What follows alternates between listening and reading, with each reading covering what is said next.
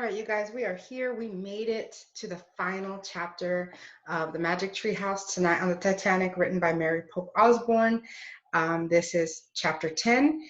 Stay tuned after I read the chapter. I'm going to go ahead and read the interesting facts that they also have about the Titanic. And remember that I will be putting a trivia question on our dojo page about chapter 10 when I am done reading this. All right, here we go. Chapter 10 is called A Touch of Magic. "Oh, man," whispered Jack. He was lying on the floor of the treehouse. He was wearing his pajamas and rain poncho again.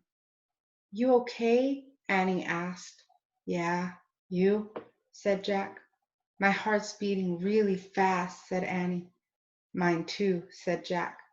He thought of the Titanic sinking into the cold, black sea. His eyes filled with tears. "It was terrible," he said. Annie nodded. Jack could see tears on her cheeks. Teddy licked Jack's face. "Hey," said Jack, "how did you get out of my knapsack?" Teddy whined. Jack and Annie stroked his furry head and ears. "I think he has a touch of magic," said Annie. Slowly, Jack sat up. "He saved our lives," he said. "And now we have the first gift to break the spell he's under," said Annie. She turned on her flashlight. She shined it on the silver pocket watch that hung from her neck.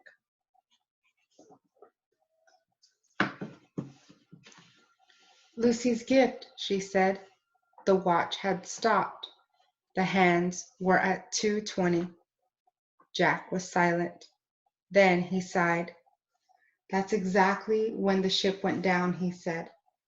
Annie looked at him. "I guess that's when time stopped for the Titanic," she said. Jack nodded. Annie put the pocket watch on top of Morgan's note. "A gift from a ship lost at sea," she said softly.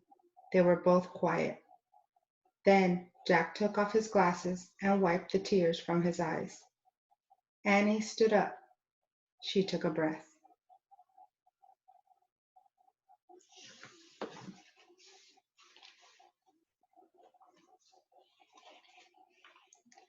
"I'm ready to go," she said. "Let's put Teddy in your pack and take him home with us."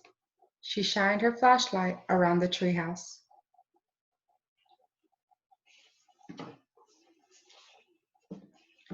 "Teddy," she said.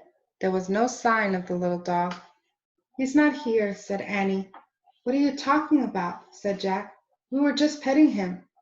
"He's up to his magic tricks again," said Annie. She sighed. "We'll have to go home without him." "But what happened to him?" said Jack. "I don't know," said Annie, "but I have a feeling we'll see him again soon." She started down the rope ladder. Jack looked around the treehouse one last time. "Teddy," he said, but the treehouse was quiet. Jack pulled on his backpack and climbed down the rope ladder. Annie was waiting for him.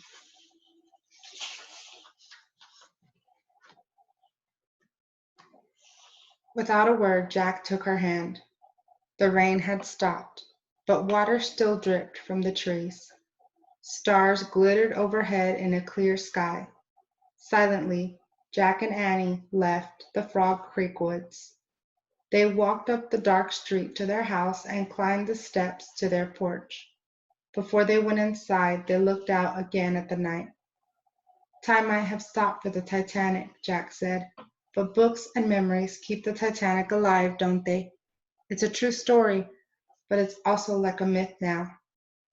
"Yeah," said Annie, "and every time the story's told, we wish it had a different ending." Jack nodded. That was exactly how he felt. Staring at the starry sky, he shuddered at the memory of the sinking ship. He knew that he and Annie were lucky they had come home. "Good night, Titanic," he said softly. "Goodbye." Then he and Annie slipped quietly into their house, where it was cozy and dry and very safe. And that is the end of Tonight on the Titanic. Here's some more facts for you and Jack. 1. The Titanic hit the iceberg in the North Atlantic approximately 400 miles off the coast of Newfoundland. So it wasn't very far after they embarked on their journey that they were to hit the iceberg.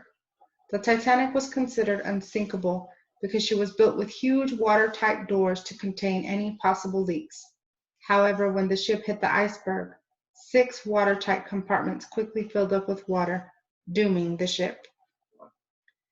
The signal SOS was chosen as an international distress call because of the simplicity of the 3 letters in Morse code: 3 dots, 3 dashes, and 3 dots.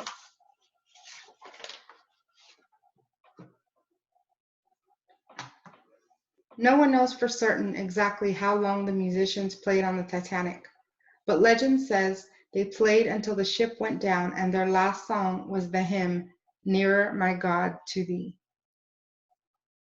More than 1,500 people perished in the Titanic disaster, while 705 people escaped in lifeboats and were eventually rescued by the ship named Carpathia. After the sinking of the Titanic, laws were changed so that every ship was required to have enough lifeboats to carry all its passengers. Also, the International Ice Patrol was formed so that ships would have warning about ice conditions. In 1985, a scientist named Dr. Robert Ballard discovered the undersea wreck of the Titanic. All right, you guys, and that concludes our read aloud for this topic of the Titanic. Remember to check your Class Dojo page for your daily trivia question and for the link to this video if you would like to watch it again.